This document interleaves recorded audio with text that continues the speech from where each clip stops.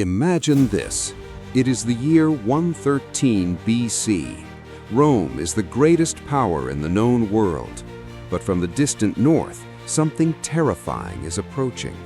Two enormous nations, the Cimbri and the Teutones, entire peoples on the move, hundreds of thousands of warriors, women, children, wagons, and livestock. They are not coming to raid, they are coming to destroy Rome and seize its fertile lands. The Roman legions, undefeated for centuries, march out to meet them and are annihilated, one after another. Then comes the greatest disaster. In 105 BC, at the Battle of Arausio, over 80,000 Roman soldiers and 40,000 civilians following the army are massacred in a single day. The blood of Rome turns the Rhone River red. The heads of senators are displayed on barbarian spears. Rome is in panic. Italy lies defenseless. It feels like the end of the Republic. And it is precisely in this moment of despair that one man steps forward, a new man, risen from nothing, who takes command of an army of just 40,000 legionaries. Facing him, more than 100,000, perhaps even 200,000, fierce, dramatic warriors hungry for revenge. And do you know what happens? He doesn't just stop them, he wipes them from history. How did 40,000 Romans achieve the impossible against a horde that seemed invincible? Today, I will tell you the story step by step. This is not just a battle. It is the story that saved ancient Italy, and with it, Western civilization itself. Stay with me. This will be an epic journey. It all begins many years earlier in the cold lands of the Jutland Peninsula, modern-day Denmark. The Cimbri and the Teutones, proud and warlike Germanic tribes, are forced to move, perhaps because of floods, overpopulation, or pressure from other peoples. Whatever the reason, they set out in a massive human tide. In 113 BC, they defeat the consul Carbo. They continue south, destroying everything in their path. Rome sends army after army and loses.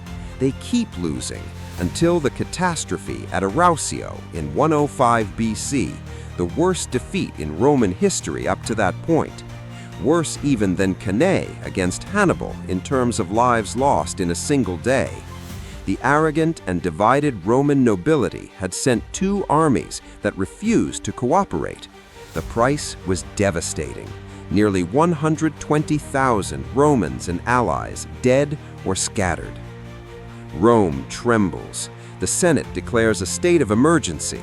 And here enters Gaius Marius, the new man from Arpinum, the man who had already restored Rome's honor in Africa against Jugurtha. Marius is elected consul. He will hold the office an unprecedented 7 times. He knows that the traditional Roman army of citizen farmers who returned home after each campaign is no match for such a numerous and ferocious enemy. So he does what no one had dared before. He completely reforms the Roman army. First, he opens the legions to the poorest citizens, the capite censi. Previously, only men with property could serve.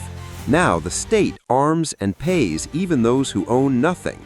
This creates a professional army, loyal not only to the Republic, but also to its general.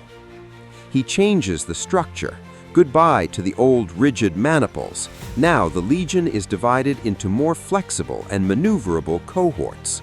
Soldiers learn to march 30 to 40 kilometers a day, carrying their own equipment. That's why they will be called Marius's mules. Brutal training, iron discipline, new weapons, new standards. In just 2 years, Marius transforms a mass of recruits into a perfect war machine. In 102 BC, the Teutones and Ambrones, the wildest part of the horde, descend towards the Alps to invade Italy. Marius waits for them in Gaul near Aquae Sextiae, modern-day Aix-en-Provence. He does not rush into battle. He lets the barbarians pass, studies them, and chooses the ground. First, he destroys the Ambrones' vanguard, 30,000 dead in a few hours. Then, when the Teutones arrive, he lures them into a perfect trap. The Romans burst out of their fortified camp at the right moment and attack from front and flank. Roman discipline against barbarian fury. The result is a massacre. Historians speak of up to 100,000 Teutones killed or captured. Their women choose death over slavery. The Teutones practically cease to exist as a people. Rome rejoices. Marius is hailed as savior. But it is not over. The most fearsome part remains, the Cimbri, led by King Boiorix, 140,000 warriors, perhaps even more. In 101 BC, the Cimbri finally enter Italy into the Po Valley. Marius, together with his colleague Quintus Lutatus Catulus, confronts them on July 30th near Vercellae on the Rhodian fields. The heat is oppressive. A merciless sun beats down. The Cimbri charge with all their might, convinced they will sweep the Romans away as they did at Arausio. But this time, the legionaries are different. They are professionals. They are Marius's mules. Marius positions his troops cleverly. He uses the sun and dust to his advantage. The cohorts hold the line, hurl their pila with deadly precision, then close in with the short sword. Roman and allied cavalry, led also by a young Lucius Cornelius Sulla, strike the flanks. The battle is fierce, but discipline triumphs over numbers. The Cimbri shatter against the Roman wall of shields. Boiorix dies in combat. By the end of the day, over 160,000 Cimbri dead or taken prisoner. Roman losses fewer than 1,000.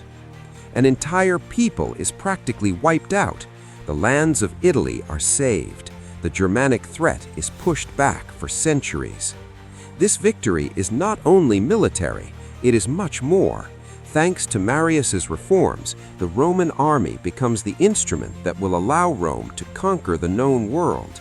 But it also plants a dangerous seed.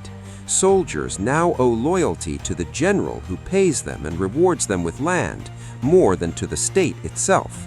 This will lead just decades later to the civil wars between Marius and Sulla, and later to Caesar, Pompey, and Octavian. Gaius Marius is called the third founder of Rome, after Romulus and Camillus. His victories at Aquae Sextiae and the Rhodian fields delayed the Germanic invasions for 400 years. 40,000 Romans against 100,000, perhaps even 200,000, fierce Germanic warriors hungry for revenge. It was not just a matter of numbers. It was a matter of organization, discipline, tactical intelligence, and yes, that special quality the Romans called virtus. This story reminds us that history is not made only by great numbers or invincible hordes.